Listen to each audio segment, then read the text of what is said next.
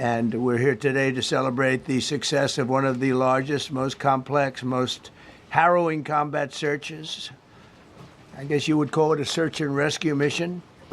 A rescue that's very historic. It'll go down in the books. Late Thursday night, an American F-15 fighter jet went down deep inside enemy territory in Iran while participating in Operation Epic Fury, where we're doing unbelievably well, at a level that nobody's ever seen before. The entire country can be taken out in one night, and that night might be tomorrow night. Both members of the crew ejected from the aircraft and landed alive. On Iranian soil, I immediately was asked to make a decision. I ordered the U.S. Armed Forces to do whatever was necessary to bring our brave warriors back home. A risky decision, because we could have ended up with 100 dead as opposed to 1 or 2. It's a hard decision to make. But in the United States military, we leave no American behind. We don't do it. Within hours, our armed forces deployed 21 military aircraft into hostile airspace, many flying at very low altitude, being shot by bullets. You bring rifles into play when you're going that low, but there are also certain advantages. And in broad daylight over Iran for 7 hours, at times facing very, very heavy enemy fire. We have a helicopter that's got a lot of bullets in it. It's amazing. We just realized how good those weapons are. Our machines are. Nobody has the equipment that we have, and nobody has the military that we have by far. The flight crews and warfighters aboard those aircraft took extraordinary risks to rescue their fellow service members. This first wave of search and rescue forces successfully located the pilot of the F-15, and he was extracted from enemy territory by an HH-60 Jolly Green II helicopter. Fabulous machine as our warriors faced gunfire at very close range.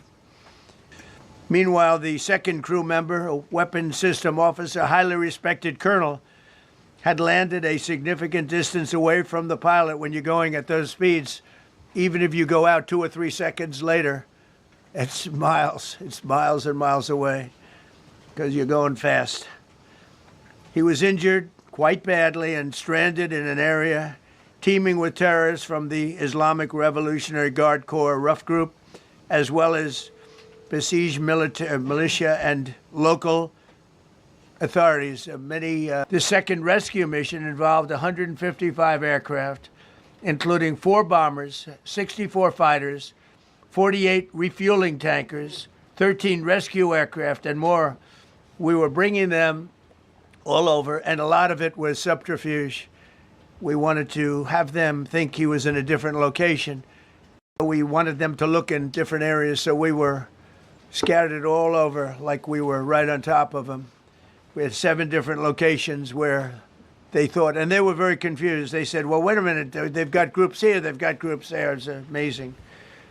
He was located. We think we have him over there because they have 9 planes circling a little area that's 25 miles down the coast.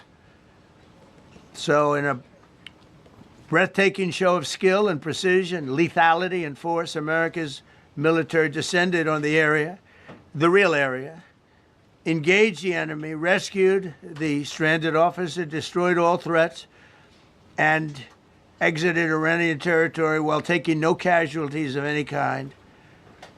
The heroic F-15 weapons system officer had evaded capture on the ground in Iran for almost 48 hours. That's a long time when you're in tough shape and when you're bleeding. It's a long time. When we left, as you probably know, we had 2 large planes, pretty old planes that carried a lot. We needed a lot more equipment going in than coming out, obviously, because going in, we needed to be able to scale mountains, and we had a lot of equipment. But the sand was sandy, wet sand, so we thought there may be a problem taking off because of the weight of the plane, and then we also had all the men jumping back onto the planes, and they got pretty well bogged down, and we had a contingency plan, which was unbelievable. where lighter, faster aircraft came in, and they took them out. We blew up the old planes. We blew them up to smithereens because we had equipment on the planes that, frankly, we'd like to take, but I don't think it was worthwhile spending another 4 hours there taking it off. So we didn't want anybody to have. We have the best equipment anywhere in the world. We didn't want anybody examining our anti-aircraft and other equipment. So these were large planes that were old and pretty old, and we blew them up. And we had faster, lighter planes come in, and they were able to land on the sand. The rotors were off. They rebuilt these helicopters in less than 10 minutes. And that was one of the more amazing things. These are helicopters, small, unbelievably powerful, but small, very small, so it can get into certain areas. And they got them off the plane, and they rebuilt all three of them in a matter of less than 10 minutes. It's pretty amazing what the genius of these people. Who would think that? You'd think it would take 5 days to build them. And think of it, having a contingency of 3 planes waiting because we think the sand is so bad that we probably won't be able to take off. And the planes really got bogged. This was not much of a runway. This was a farm, not a runway. It's a farm, but it did the trick.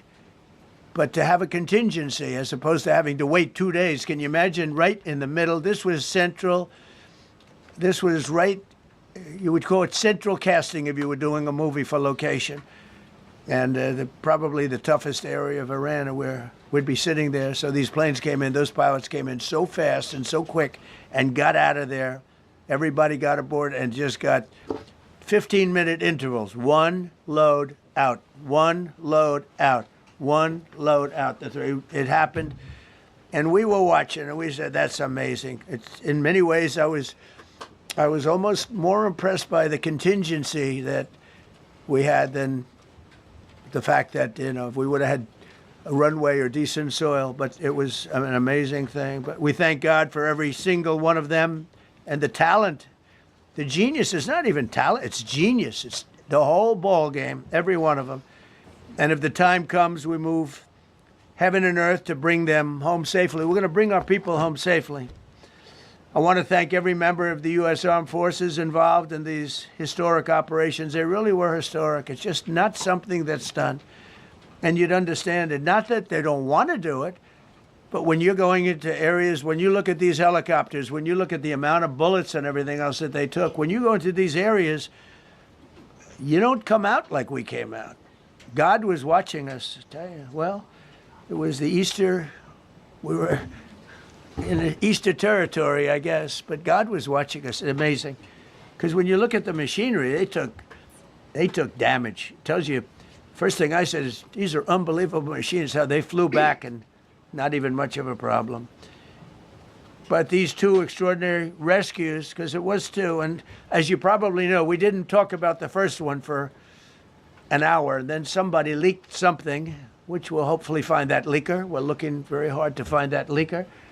And talked about there's somebody missing. They basically said that we have one and there's somebody missing. Well, they didn't know there was somebody missing until this leaker gave the information.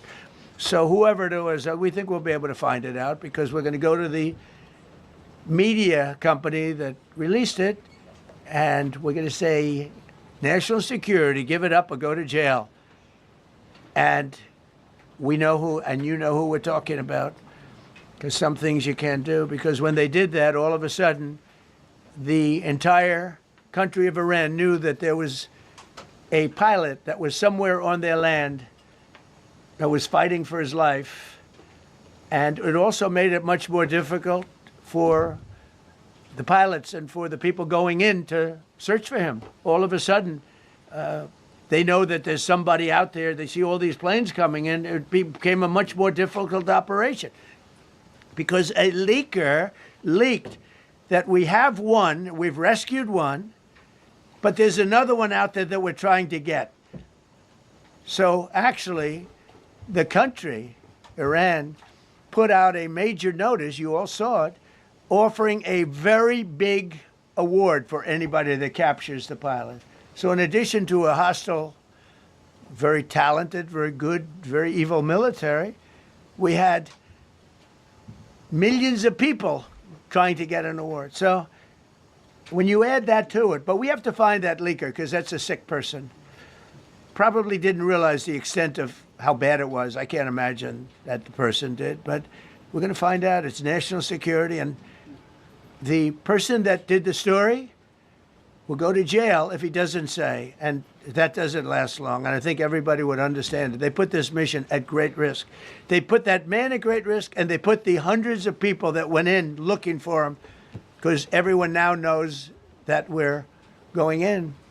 Over the past 37 days, America's armed forces have carried out more than 10,000 combat flights over Iran, unheard of, striking more than 13,000 targets. The F-15 we lost last week was the first manned aircraft downed by the enemy in this entire operation, with thousands and thousands of flights. They got lucky. It was a lucky hit.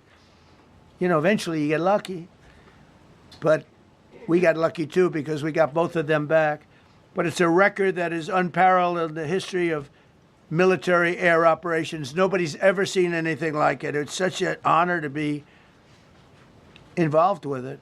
We were up late at night, and then we were waiting for those contingent planes to come in, and we say, come on, let's go, get in, because they're waiting out on this farm without a runway, with wet, crummy soil, sand, mostly sand, wet sand, and it eats planes alive. And we're waiting, and we're saying, I hope that one can land and take off.